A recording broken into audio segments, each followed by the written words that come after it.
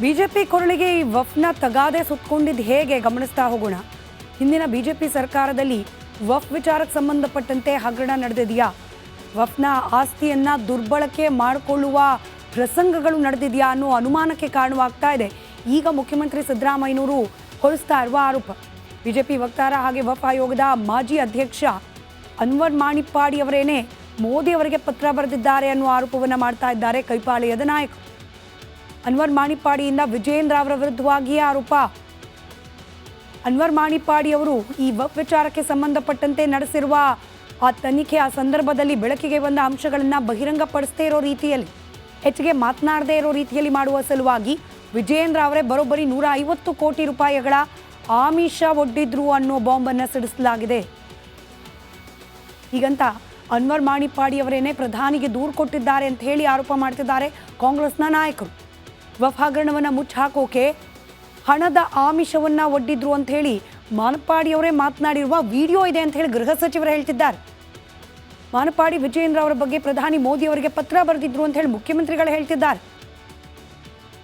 ಸಿದ್ದರಾಮಯ್ಯ, ಪ್ರಿಯಾಂಕ್ ಖರ್ಗೆ ಹಾಗೆ ಗೃಹ ಸಚಿವರಾದ ಡಾಕ್ಟರ್ ಜಿ ಪರಮೇಶ್ವರ್ ಇವರೆಲ್ಲರೂ ಕೂಡ ಇದೇ ಆರೋಪ ಮಾಡ್ತಾರೆ.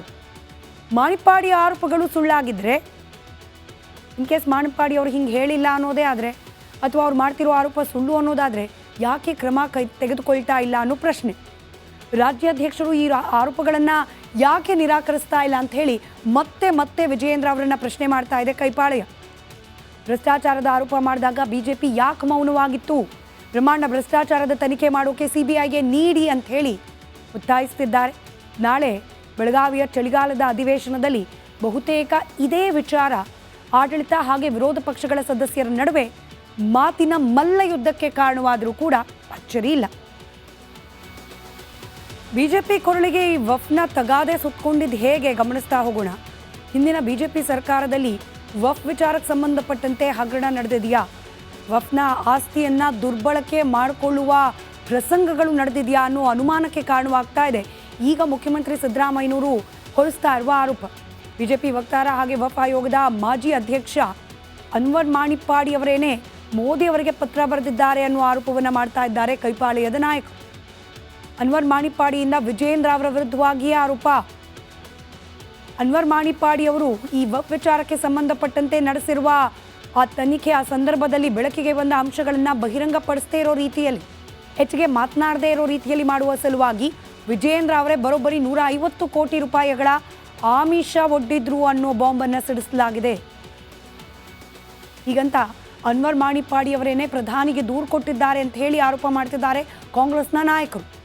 ವಫ್ ಹಗರಣವನ್ನು ಮುಚ್ಚಾಕೋಕೆ ಹಣದ ಆಮಿಷವನ್ನು ಒಡ್ಡಿದ್ರು ಅಂತ ಹೇಳಿ ಮಾನಪ್ಪಾಡಿ ಅವರೇ ಮಾತನಾಡಿರುವ ವಿಡಿಯೋ ಇದೆ ಅಂತ ಹೇಳಿ ಗೃಹ ಸಚಿವರು ಹೇಳ್ತಿದ್ದಾರೆ. ಮಾನಪ್ಪಾಡಿ ವಿಜಯೇಂದ್ರ ಅವರ ಬಗ್ಗೆ ಪ್ರಧಾನಿ ಮೋದಿ ಅವರಿಗೆ ಪತ್ರ ಬರೆದಿದ್ರು ಅಂತ ಹೇಳಿ ಮುಖ್ಯಮಂತ್ರಿಗಳು ಹೇಳ್ತಿದ್ದಾರೆ. ಸಿದ್ದರಾಮಯ್ಯ, ಪ್ರಿಯಾಂಕ್ ಖರ್ಗೆ ಹಾಗೆ ಗೃಹ ಸಚಿವರಾದ ಡಾಕ್ಟರ್ ಜಿ ಪರಮೇಶ್ವರ್ ಇವರೆಲ್ಲರೂ ಕೂಡ ಇದೇ ಆರೋಪ ಮಾಡ್ತಾರೆ. ಮಾಣಿಪ್ಪಾಡಿ ಆರೋಪಗಳು ಸುಳ್ಳಾಗಿದ್ದರೆ, ಇನ್ ಕೇಸ್ ಮಾಣಿಪ್ಪಾಡಿ ಅವರು ಹಿಂಗೆ ಹೇಳಿಲ್ಲ ಅನ್ನೋದೇ ಆದರೆ, ಅಥವಾ ಅವ್ರು ಮಾಡ್ತಿರೋ ಆರೋಪ ಸುಳ್ಳು ಅನ್ನೋದಾದರೆ ಯಾಕೆ ಕ್ರಮ ತೆಗೆದುಕೊಳ್ತಾ ಇಲ್ಲ ಅನ್ನೋ ಪ್ರಶ್ನೆ. ರಾಜ್ಯಾಧ್ಯಕ್ಷರು ಈ ಆರೋಪಗಳನ್ನು ಯಾಕೆ ನಿರಾಕರಿಸ್ತಾ ಇಲ್ಲ ಅಂತ ಹೇಳಿ ಮತ್ತೆ ಮತ್ತೆ ವಿಜಯೇಂದ್ರ ಅವರನ್ನು ಪ್ರಶ್ನೆ ಮಾಡ್ತಾ ಇದೆ ಕೈಪಾಳ್ಯ. ಭ್ರಷ್ಟಾಚಾರದ ಆರೋಪ ಮಾಡಿದಾಗ ಬಿಜೆಪಿ ಯಾಕೆ ಮೌನವಾಗಿತ್ತು, ಬ್ರಹ್ಮಾಂಡ ಭ್ರಷ್ಟಾಚಾರದ ತನಿಖೆ ಮಾಡೋಕೆ ಸಿಬಿಐಗೆ ನೀಡಿ ಅಂತ ಹೇಳಿ ಒತ್ತಾಯಿಸ್ತಿದ್ದಾರೆ. ನಾಳೆ ಬೆಳಗಾವಿಯ ಚಳಿಗಾಲದ ಅಧಿವೇಶನದಲ್ಲಿ ಬಹುತೇಕ ಇದೇ ವಿಚಾರ ಆಡಳಿತ ಹಾಗೆ ವಿರೋಧ ಪಕ್ಷಗಳ ಸದಸ್ಯರ ನಡುವೆ ಮಾತಿನ ಮಲ್ಲ ಯುದ್ಧಕ್ಕೆ ಕಾರಣವಾದರೂ ಕೂಡ ಅಚ್ಚರಿ ಇಲ್ಲ. ಬಿಜೆಪಿ ಕೊರಳಿಗೆ ಈ ವಫ್ನ ತಗಾದೆ ಸುತ್ತಕೊಂಡಿದ್ದು ಹೇಗೆ ಗಮನಿಸ್ತಾ ಹೋಗೋಣ. ಹಿಂದಿನ ಬಿಜೆಪಿ ಸರ್ಕಾರದಲ್ಲಿ ವಫ್ ವಿಚಾರಕ್ಕೆ ಸಂಬಂಧಪಟ್ಟಂತೆ ಹಗರಣ ನಡೆದಿದೆಯಾ, ವಫ್ನ ಆಸ್ತಿಯನ್ನ ದುರ್ಬಳಕೆ ಮಾಡಿಕೊಳ್ಳುವ ಪ್ರಸಂಗಗಳು ನಡೆದಿದೆಯಾ ಅನ್ನೋ ಅನುಮಾನಕ್ಕೆ ಕಾರಣವಾಗ್ತಾ ಇದೆ ಈಗ ಮುಖ್ಯಮಂತ್ರಿ ಸಿದ್ದರಾಮಯ್ಯನವರು ಹೊರಿಸ್ತಾ ಇರುವ ಆರೋಪ. ಬಿಜೆಪಿ ವಕ್ತಾರ ಹಾಗೆ ವಫ್ ಆಯೋಗದ ಮಾಜಿ ಅಧ್ಯಕ್ಷ ಅನ್ವರ್ ಮಾಣಿಪ್ಪಾಡಿ ಅವರೇನೆ ಮೋದಿ ಅವರಿಗೆ ಪತ್ರ ಬರೆದಿದ್ದಾರೆ ಅನ್ನೋ ಆರೋಪವನ್ನು ಮಾಡ್ತಾ ಇದ್ದಾರೆ ಕೈಪಾಳ್ಯದ ನಾಯಕರು. ಅನ್ವರ್ ಮಾಣಿಪ್ಪಾಡಿಯಿಂದ ವಿಜಯೇಂದ್ರ ಅವರ ವಿರುದ್ಧವಾಗಿಯೇ ಆರೋಪ.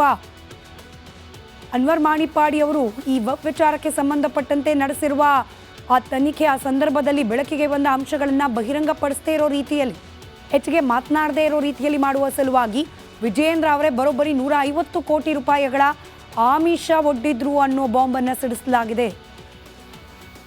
ಹೀಗಂತ ಅನ್ವರ್ ಮಾಣಿಪ್ಪಾಡಿ ಅವರೇನೆ ಪ್ರಧಾನಿಗೆ ದೂರು ಕೊಟ್ಟಿದ್ದಾರೆ ಅಂತ ಹೇಳಿ ಆರೋಪ ಮಾಡ್ತಿದ್ದಾರೆ ಕಾಂಗ್ರೆಸ್ನ ನಾಯಕರು. ವಫ್ ಹಗರಣವನ್ನು ಮುಚ್ಚಾಕೋಕೆ ಹಣದ ಆಮಿಷವನ್ನು ಒಡ್ಡಿದ್ರು ಅಂತ ಹೇಳಿ ಮಾನಪ್ಪಾಡಿ ಅವರೇ ಮಾತನಾಡಿರುವ ವಿಡಿಯೋ ಇದೆ ಅಂತ ಹೇಳಿ ಗೃಹ ಸಚಿವರು ಹೇಳ್ತಿದ್ದಾರೆ. ಮಾನಪ್ಪಾಡಿ ವಿಜಯೇಂದ್ರ ಅವರ ಬಗ್ಗೆ ಪ್ರಧಾನಿ ಮೋದಿ ಅವರಿಗೆ ಪತ್ರ ಬರೆದಿದ್ರು ಅಂತ ಹೇಳಿ ಮುಖ್ಯಮಂತ್ರಿಗಳು ಹೇಳ್ತಿದ್ದಾರೆ.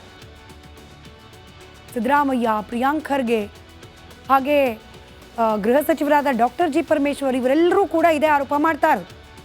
ಮಾಣಿಪ್ಪಾಡಿ ಆರೋಪಗಳು ಸುಳ್ಳಾಗಿದ್ದರೆ, ಇನ್ ಕೇಸ್ ಮಾಣಿಪ್ಪಾಡಿ ಅವರು ಹಿಂಗೆ ಹೇಳಿಲ್ಲ ಅನ್ನೋದೇ ಆದರೆ, ಅಥವಾ ಅವ್ರು ಮಾಡ್ತಿರೋ ಆರೋಪ ಸುಳ್ಳು ಅನ್ನೋದಾದರೆ ಯಾಕೆ ಕ್ರಮ ತೆಗೆದುಕೊಳ್ತಾ ಇಲ್ಲ ಅನ್ನೋ ಪ್ರಶ್ನೆ. ರಾಜ್ಯಾಧ್ಯಕ್ಷರು ಈ ಆರೋಪಗಳನ್ನು ಯಾಕೆ ನಿರಾಕರಿಸ್ತಾ ಇಲ್ಲ ಅಂತ ಹೇಳಿ ಮತ್ತೆ ಮತ್ತೆ ವಿಜಯೇಂದ್ರ ಅವರನ್ನು ಪ್ರಶ್ನೆ ಮಾಡ್ತಾ ಇದೆ ಕೈಪಾಳ್ಯ. ಭ್ರಷ್ಟಾಚಾರದ ಆರೋಪ ಮಾಡಿದಾಗ ಬಿಜೆಪಿ ಯಾಕೆ ಮೌನವಾಗಿತ್ತು? ಬ್ರಹ್ಮಾಂಡ ಭ್ರಷ್ಟಾಚಾರದ ತನಿಖೆ ಮಾಡೋಕೆ ಸಿಬಿಐಗೆ ನೀಡಿ ಅಂತ ಹೇಳಿ ಒತ್ತಾಯಿಸ್ತಿದ್ದಾರೆ. ನಾಳೆ ಬೆಳಗಾವಿಯ ಚಳಿಗಾಲದ ಅಧಿವೇಶನದಲ್ಲಿ ಬಹುತೇಕ ಇದೇ ವಿಚಾರ ಆಡಳಿತ ಹಾಗೆ ವಿರೋಧ ಪಕ್ಷಗಳ ಸದಸ್ಯರ ನಡುವೆ ಮಾತಿನ ಮಲ್ಲಯುದ್ಧಕ್ಕೆ ಕಾರಣವಾದರೂ ಕೂಡ ಅಚ್ಚರಿ ಇಲ್ಲ. ಬಿಜೆಪಿ ಕೊರಳಿಗೆ ಈ ವಫ್ನ ತಗಾದೆ ಸುತ್ತಕೊಂಡಿದ್ದು ಹೇಗೆ ಗಮನಿಸ್ತಾ ಹೋಗೋಣ. ಹಿಂದಿನ ಬಿಜೆಪಿ ಸರ್ಕಾರದಲ್ಲಿ ವಫ್ ವಿಚಾರಕ್ಕೆ ಸಂಬಂಧಪಟ್ಟಂತೆ ಹಗರಣ ನಡೆದಿದೆಯಾ? ವಫ್ನ ಆಸ್ತಿಯನ್ನು ದುರ್ಬಳಕೆ ಮಾಡಿಕೊಳ್ಳುವ ಪ್ರಸಂಗಗಳು ನಡೆದಿದೆಯಾ ಅನ್ನೋ ಅನುಮಾನಕ್ಕೆ ಕಾರಣವಾಗ್ತಾ ಇದೆ ಈಗ ಮುಖ್ಯಮಂತ್ರಿ ಸಿದ್ದರಾಮಯ್ಯನವರು ಹೊರಿಸ್ತಾ ಇರುವ ಆರೋಪ. ಬಿಜೆಪಿ ವಕ್ತಾರ ಹಾಗೆ ವಫ್ ಆಯೋಗದ ಮಾಜಿ ಅಧ್ಯಕ್ಷ ಅನ್ವರ್ ಮಾಣಿಪ್ಪಾಡಿ ಅವರೇನೆ ಮೋದಿ ಅವರಿಗೆ ಪತ್ರ ಬರೆದಿದ್ದಾರೆ ಅನ್ನೋ ಆರೋಪವನ್ನು ಮಾಡ್ತಾ ಇದ್ದಾರೆ ಕೈಪಾಳ್ಯದ ನಾಯಕರು. ಅನ್ವರ್ ಮಾಣಿಪ್ಪಾಡಿಯಿಂದ ವಿಜಯೇಂದ್ರ ಅವರ ವಿರುದ್ಧವಾಗಿಯೇ ಆರೋಪ.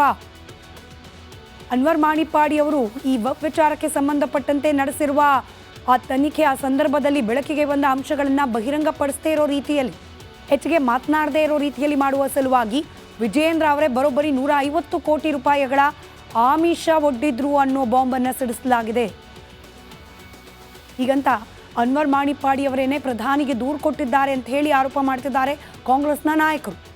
ವಫ್ ಹಗರಣವನ್ನು ಮುಚ್ಚಾಕೋಕೆ ಹಣದ ಆಮಿಷವನ್ನು ಒಡ್ಡಿದ್ರು ಅಂತ ಹೇಳಿ ಮಾನಪ್ಪಾಡಿ ಅವರೇ ಮಾತನಾಡಿರುವ ವಿಡಿಯೋ ಇದೆ ಅಂತ ಹೇಳಿ ಗೃಹ ಸಚಿವರು ಹೇಳ್ತಿದ್ದಾರೆ. ಮಾನಪ್ಪಾಡಿ ವಿಜಯೇಂದ್ರ ಅವರ ಬಗ್ಗೆ ಪ್ರಧಾನಿ ಮೋದಿ ಅವರಿಗೆ ಪತ್ರ ಬರೆದಿದ್ರು ಅಂತ ಹೇಳಿ ಮುಖ್ಯಮಂತ್ರಿಗಳು ಹೇಳ್ತಿದ್ದಾರೆ. ಸಿದ್ದರಾಮಯ್ಯ, ಪ್ರಿಯಾಂಕ್ ಖರ್ಗೆ ಹಾಗೆ ಗೃಹ ಸಚಿವರಾದ ಡಾಕ್ಟರ್ ಜಿ ಪರಮೇಶ್ವರ್ ಇವರೆಲ್ಲರೂ ಕೂಡ ಇದೇ ಆರೋಪ ಮಾಡ್ತಾರೆ. ಮಾಣಿಪ್ಪಾಡಿ ಆರೋಪಗಳು ಸುಳ್ಳಾಗಿದ್ದರೆ, ಇನ್ ಕೇಸ್ ಮಾಣಿಪ್ಪಾಡಿ ಅವರು ಹಿಂಗೆ ಹೇಳಿಲ್ಲ ಅನ್ನೋದೇ ಆದರೆ, ಅಥವಾ ಅವ್ರು ಮಾಡ್ತಿರೋ ಆರೋಪ ಸುಳ್ಳು ಅನ್ನೋದಾದರೆ ಯಾಕೆ ಕ್ರಮ ತೆಗೆದುಕೊಳ್ತಾ ಇಲ್ಲ ಅನ್ನೋ ಪ್ರಶ್ನೆ. ರಾಜ್ಯಾಧ್ಯಕ್ಷರು ಈ ಆರೋಪಗಳನ್ನು ಯಾಕೆ ನಿರಾಕರಿಸ್ತಾ ಇಲ್ಲ ಅಂತ ಹೇಳಿ ಮತ್ತೆ ಮತ್ತೆ ವಿಜಯೇಂದ್ರ ಅವರನ್ನು ಪ್ರಶ್ನೆ ಮಾಡ್ತಾ ಇದೆ ಕೈಪಾಳ್ಯ. ಭ್ರಷ್ಟಾಚಾರದ ಆರೋಪ ಮಾಡಿದಾಗ ಬಿಜೆಪಿ ಯಾಕೆ ಮೌನವಾಗಿತ್ತು? ಬ್ರಹ್ಮಾಂಡ ಭ್ರಷ್ಟಾಚಾರದ ತನಿಖೆ ಮಾಡೋಕೆ ಸಿಬಿಐಗೆ ನೀಡಿ ಅಂತ ಹೇಳಿ ಒತ್ತಾಯಿಸ್ತಿದ್ದಾರೆ. ನಾಳೆ ಬೆಳಗಾವಿಯ ಚಳಿಗಾಲದ ಅಧಿವೇಶನದಲ್ಲಿ ಬಹುತೇಕ ಇದೇ ವಿಚಾರ ಆಡಳಿತ ಹಾಗೆ ವಿರೋಧ ಪಕ್ಷಗಳ ಸದಸ್ಯರ ನಡುವೆ ಮಾತಿನ ಮಲ್ಲಯುದ್ಧಕ್ಕೆ ಕಾರಣವಾದರೂ ಕೂಡ ಅಚ್ಚರಿ ಇಲ್ಲ.